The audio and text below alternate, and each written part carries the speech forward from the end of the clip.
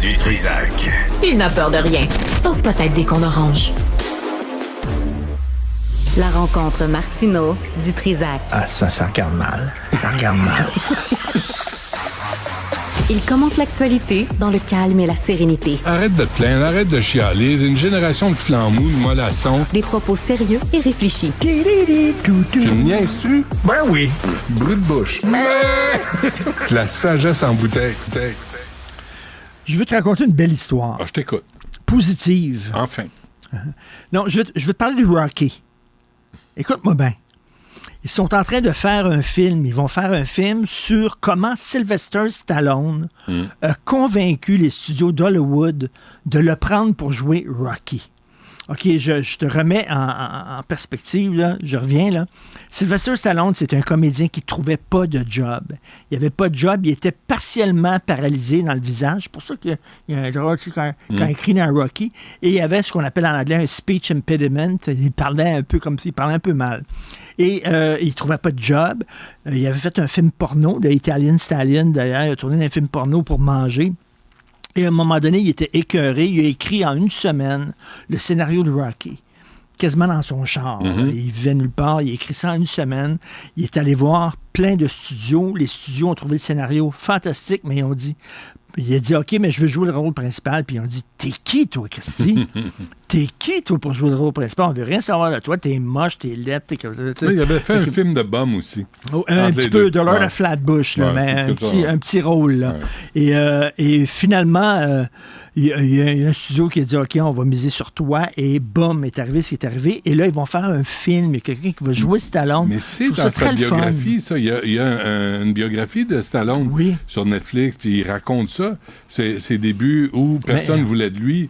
Puis... Et il a cru en lui. Et là, je veux pas qu'on parle de nous, mais pour les jeunes, un message pour les jeunes. C'est une fois 3 gars, un peu bozos, Benoît, moi et Laurent Saunier, tous les jeudis soirs, on se ramassait dans un bar sur le boulevard Saint-Laurent, puis on buvait de la bière jusqu'à plus soif, et on chialait contre la TV au Québec en disant il n'y a pas d'émission, le fun, rock'n'roll, qu'on a le goût de regarder. Comme Michael Moore, comme 60 Minutes, comme on a plein de références. Et là, il y a un des 3 qui a dit pourquoi on n'écrit pas un show? Puis là, on se rencontrait à tous les jeudis dans ce Christy de bar-là, puis on a conçu l'émission Les Francs-Tireurs. Mais on faisait aussi des dîners tu sais, sur Rachel. Puis là où il y a... C'était une espèce de snack bar tu sais, qui était...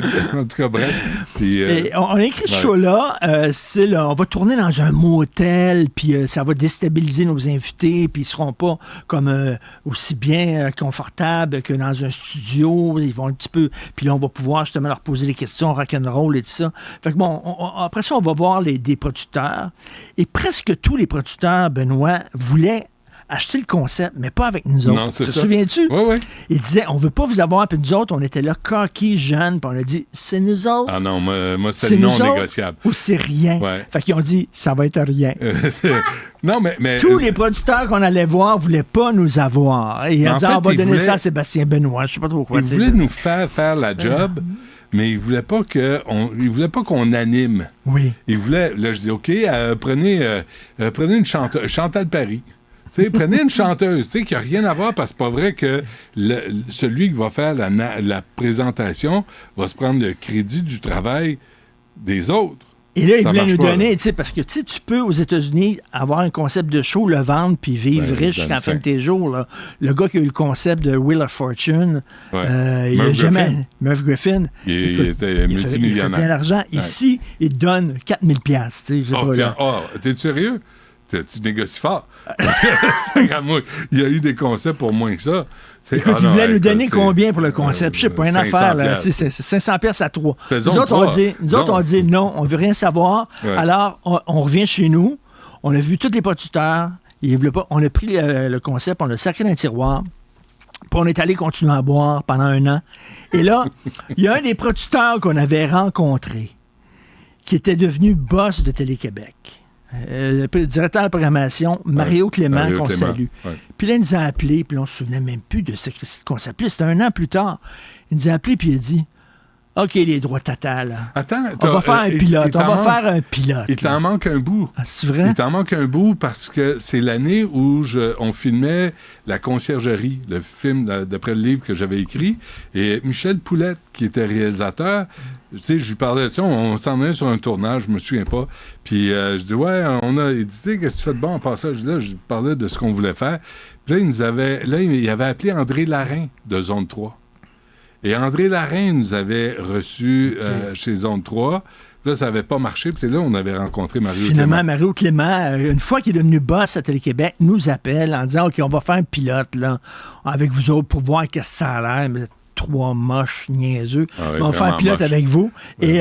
Et finalement, ça a duré 23 ans. On a gagné plein de prix. Je veux rien dire ça. Je veux pas m'associer, comparer Sylvester Stallone et nous. Mais je veux rien dire aux jeunes. Quand vous commencez, croyez en votre affaire. On a cru en notre affaire. On avait l'air coquille, on avait l'air niaiseux. Stallone a travaillé fort dans sa vie. Mais, et mine de rien, là, je sais pas, dans son documentaire, là, il montre encore à 70 ans faire les exécrables ou les ex-quelque chose, là, où il court, puis il se lance, puis là, il se ramasse à l'hôpital. Parce que t'as les os moins solides, puis il a mal partout, le pauvre Sly, puis il a de la misère. Puis là, il y a juste sa nouvelle moumoute. Parce que il avait besoin d'argent au bout, là, puis il aurait pu vendre son scénario. Puis aux États-Unis, quand même, vendre un scénario, c'est quand même pas mal d'argent. C'est pas pire. Là. Puis il aurait pu dire OK, ben c'est correct, je vais prendre ça quand même, là, Christy. C'est une fois dans ta vie, ça passe. Il a dit non. Je veux le jouer. Fallait quand même déjeuner aux œufs crus. Fallait quand même le faire. Déjeuner aux œufs crus, là. Et c'est un sacré bon film. Ah ouais. Vraiment, là, les gens qui pensent rien qu'un film de boxe, un peu niaiseux, Sylvester Stallone, Stéphanie, c'est un film grandiose. Ouais. Ce personnage-là, qui est un loser, qui est soudainement... Parce que on célèbre le bicentenaire des États-Unis, puis on va donner la chance à un gars comme ça, un nobody, de se battre contre un champion, puis tout ça. Et à la fin, évidemment, il gagne pas, mais quand même, il a réussi à bien se battre. Et tout ça. C'est un Christy de Mais là, j'ai une question sur le pilote que vous aviez fait. Non, on n'a pas fait de pilote. Ah, finalement, il n'y a pas eu de pilote? pilote? Le pilote était en onde, finalement. Non, on n'a pas fait de pilote. Moi, je voulais pas. Puis, mais c'était qui le premier invité qui avait accepté de se mouiller? On ne se souvient pas. Nous autres, on s'est dit, écoute, ça va être le fun, ça va durer 3 semaines. Puis après ça, il n'y a plus personne qui va vouloir venir au show parce qu'on les brassait.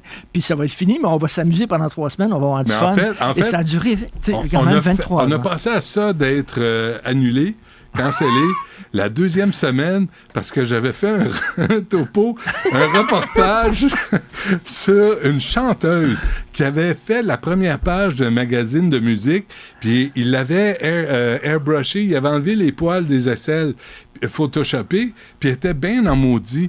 Puis j'avais fait un truc là-dessus, puis on était allé à Ottawa avec Marie-Josée Lévesque, puis il y avait un festival, Lilith Fair. Puis elle était là, son nom, la chanteuse, j'oublie, là, elle avait un gros hit à l'époque. Puis là, je l'avais interviewée, puis on finit par parler du poil en dessous des bras. Puis là, puis là, je m'étais promené, puis là, les femmes étaient là, ben oui, j'ai du poil en dessous des bras, puis so what? Puis là, c'est la première fois que je me dis, so what? Et là, Cécile Bellemare, qui était, tu te souviens, qui travaillait avec Mario Clément, avait dit, ben là, on commencera pas à passer des reportages comme ça à Télé-Québec. Sur le poil en dessous des bras. Sur le poil en dessous des bras, mais ça choquait tellement le monde. Juste le poil d'aisselle des femmes. Fait que ça, puis là, on m'a dit après... On a failli perdre le show. Je pense que c'est Mario qui m'avait dit, là, c'est lui qui avait dit, non, on fait la saison, on va voir ce que ça va donner. Il fut un temps où parler de poil d'aisselle pouvait jouer ta carrière, choquer. Ouais. Aujourd'hui, écoute, la 2e semaine, 2e reportage. C'est bon. Mais bref, les petits jeunes qui nous écoutent, croyez en votre affaire, lâchez pas, croyez en votre affaire. Travailler, par exemple, ça va pas tomber du ciel. Travailler. T'as travaillé, toi? Pas tant. Regarde ce que ça donne. Merci, Richard. Salut. À demain.